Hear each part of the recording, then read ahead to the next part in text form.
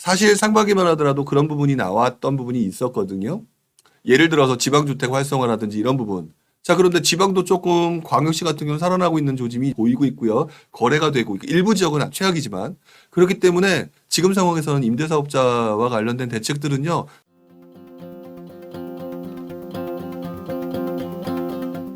자, 뿅뿅뿅님. 사정상 아파트 임대사업자 정책을 기다리고 있는데요. 발표만 하고 딱히 얘기가 없는데 하반기 중에 결정될까요? 라고 얘기했는데 상황을 보면서 시점을 파악하는 겁니다.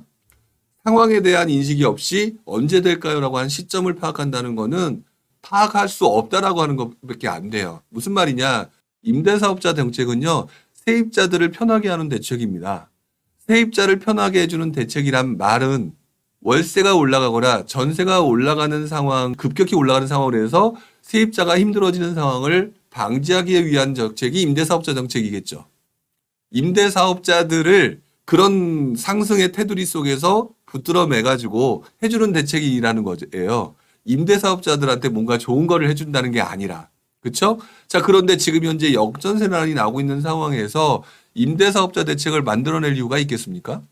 가만히 있어도 가격 떨어지고 있는 상황에서 물론 더 심각해지면 대책이 나와야 되겠지만 그래서 아마 전세 가격의 움직임이나 이런 것들이 굉장히 강했더라면 임대사업자를 제일 먼저 우선으로 해서 얘기가 진행이 됐겠죠. 하지만 지금은 잠시 뒤로 미루고 급한 것부터 해결할 수 있는 텀이 생겼는데 임대사업자 정책을 한다? 사실 상반기만 하더라도 그런 부분이 나왔던 부분이 있었거든요. 예를 들어서 지방주택 활성화라든지 이런 부분. 자, 그런데 지방도 조금 광역시 같은 경우는 살아나고 있는 조짐이 보이고 있고요. 거래가 되고 있고 일부 지역은 최악이지만 그렇기 때문에 지금 상황에서는 임대사업자와 관련된 대책들은요. 뒤로 밀릴 가능성이 있어 보입니다. 그래서 지금은 당분간 얘기가 안 나올 것 같아요. 그러니까 본질 자체가 결국 임대사업자 대책 자체가 임대사업자를 위한 거라기보다는 세입자를 우선하는 대책인데 세입자들한테 우선될 수밖에 없는 그 상황이 지금 현재 아니거든요. 그렇기 때문에 조금 그 부분은 좀 뒤로 밀릴 것 같다. 자, 경제적 자유를 찾아서님 질문 마지막으로 한번 보도록 하겠습니다.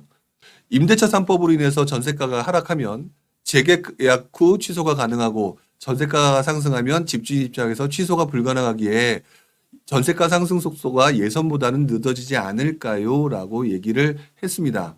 이런 질문 많이 하시죠. 자, 그런데 한 가지 생각을 하셔야 될 게 있습니다. 지금 말씀하신 거는 내 기준이고 내가 세상의 기준이기 때문에 보는 관점인 것 같은데 투자를 하면서 내가 세상의 기준인 관점으로 보시면 안 되는 게요. 자, 한 가지 예를 들어보겠습니다. 자유를 찾아서님과 불용이라는 사람이 딱 두 사람이 살고 있는 동네가 있습니다. 자, 근데 임대차 3법 때문에 경제적인 자유를 찾아서님께서 지금 물량들을 전세 가격을 올릴 수가 없어요. 그래서 예를 들어서 5억에 계약을 했습니다. 근데 분용이라고 하는 사람은 그거에 해당되지 않기 때문에 물량이 하나밖에 없는데 누가 원해서요 7억에 계약을 했습니다. 자, 그렇게 되면은 이 동네의 전세 시세는 7억일까요? 5억일까요? 너무 좀 간편하게 설명을 드렸지만 외부에서 볼 때는요 7억입니다. 왜? 7억에 거래가 됐거든요. 경제적인 자유를 찾아서님은 지금은 그런 어떤 테두리 틀 안에 들어와서 5억에 계약을 했지만 그 구간이 경과가 되게 되면은 7억에 거래가 된 것을 기준점 삼아서 다음번에는 7억으로 내놓게 될 수밖에 없겠죠. 시간이 문제일 뿐 나는 이렇게 계약을 했지만 다른 사람들은 결국 그보다 높은 가격으로 하는 거고요. 다시 원래대로 돌아와서 임대차 3법으로 나는 계약을 낮게 체결했지만 누군가 아무런 해당 사항이 없는 사람들은 더 높은 가격으로 체결을 하게 될 것이기 때문에 역전세란만 안 맞으면은요.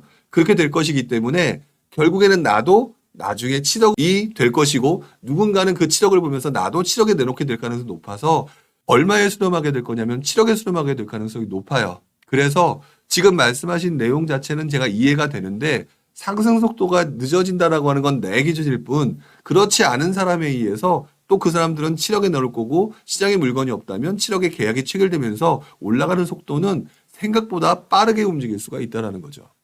그 부분을 생각하셔야 될 것 같습니다. 그래서 전세 가격의 움직임은요. 예전보다 늦어지지 않을까? 저는 비슷할 거라고 생각을 합니다. 한 사람만 거래가 돼도 가격은 여러분들이 높은 가격이라고 생각하는 거랑 똑같다라고 저는 생각을 하는 거죠.